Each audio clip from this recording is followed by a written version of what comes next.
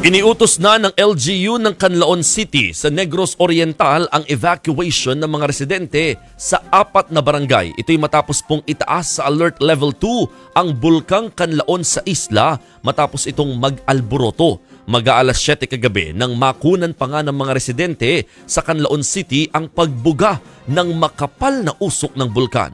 Ayon sa FIVOX, aabot po sa 5,000 meters ang ibinugang asupre ng bulkang Canlaon. Tumagal do ito ng 6 na minuto. Sinundan pa yan ng mga pagyanig. May mga naiulat pang ang ashfall kasunod ng pag-aalboroto ng bulkan. Dahil dito pinag-iingat ang mga residente ng Canlaon at pinaiiwas muna sa 4-kilometer danger zone ng bulkan. Kaugnay po niyan mga kapatid, makakausap natin si Dr. Teresito Baculcol, ang director po ng FIVOX. Magandang umaga po, Katoto, sir. Yes, magandang umaga din po sa inyo, sir. Maraming salamat po. Alam namin napakaaga pa po pero maganda po kasi malaman na natin ano bang update lang po or latest. Kumusta po ang sitwasyon sa bulkang Canlaon po, Doctor? Yes, again, kahapon as you mentioned, meron tayong explosive eruption. Lasted for 6 minutes.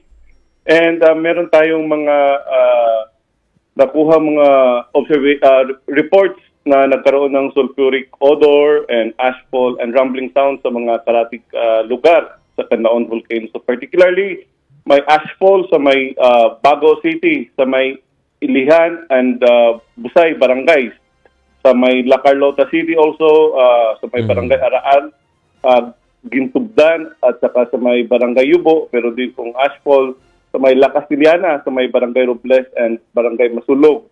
And sa Canlaon City, particularly sa may Masulog, Barangay Pula and Barangay Mananawi. Ano pong dahilan, Direktor, ng pag-aalboroto po ng bulkang Canlaon, sir? Well, expected naman po ito kasi nga Canlaon Volcano is an active volcano and in fact, for the last 150 years, meron tayong 30 eruptions. And itong nangyari kahapon is pang 31. So, halos kung titingnan natin, that would be around the average of 5, every 5 years, merong isang eruption. Ito pong Mount Canlaon. That's right. Oh, pero nakataas po ang alert level dito, di ba, sir? Yes, niraise namin yung alert level from alert level 1. Alert level 1 itong Mayon, Canlaon Volcano rather, for 4 years. Yun nga 4 years. Yes, for 4 years. And then, nagiging, tinaas namin to alert level 2 kahapon. So, meaning, nagkaroon na ng moderate level of unrest. So, from low level of unrest on for alert level 1, we raise it to alert level 2, moderate level of unrest. Just for the record, sir, bakit po nakataas sa alert level 1 lang itong Mount Canlaon for the past 4 years? Ano lang po yung nakikita nating pinakasitwasyon ba nitong bulkan bago po ito magkaroon ng explosive eruption yesterday? Halos nasa background level lamang yung mga volcanic earthquakes niya. Yung very minimal din lang po yung sulfuric dioxide. Pero lately, again, kaya kami nagpalabas ng advisory particularly nung May 26 kasi na-notice namin na dumami yung volcanic earthquake. So, in a day, nung May 26, 2024, nakarecord kami ng 24 volcano-tectonic earthquake. So normally, hanggang 5 lamang yung earthquakes ng Canlaon Volcano in a day. But on this particular day, naka-record kami ng 24 volcanic earthquakes. Ano pong duration na itong 24 ulit, sir? Nung May 26, nagkaroon tayo ng, just one day, nagkaroon tayo ng 24 volcanic earthquakes. Ay, grabe. So again, kapag background level lamang niya, halos 5 lamang normally. Yes. But biglang tumaas yung number of earthquakes niya. At saka pati yung sulfur dioxide normally Canlaon volcano would only spew out very minimal sulfur dioxide, only about 50 tons per day.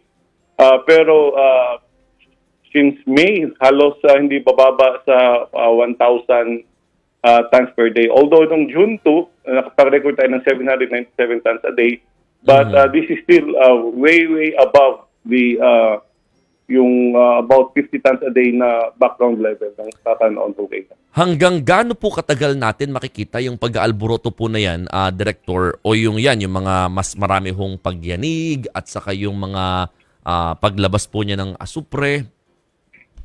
Okay, again, tinitingnan natin, monitor natin itong Canlaon volcano, continuous pag-monitor natin. Kapag may mga changes naman po sa mga parameters na minomonitor natin, ipapag-alam kagad natin sa publiko. So for now, hindi natin alam kung hanggang kailan. But again, as I've said, we're continuously monitoring Canlaon volcano, and if there are sustained increases in the monitored parameters, then we have to raise it to alert level 3. But for now, nasa alert level 2 lang. Sir, ano po ang mga posibleng senaryo dito po sa Bulkang Canlaon based on your records saka sa base po sa mga data na nare-record po natin sa sitwasyon po ng bulkan?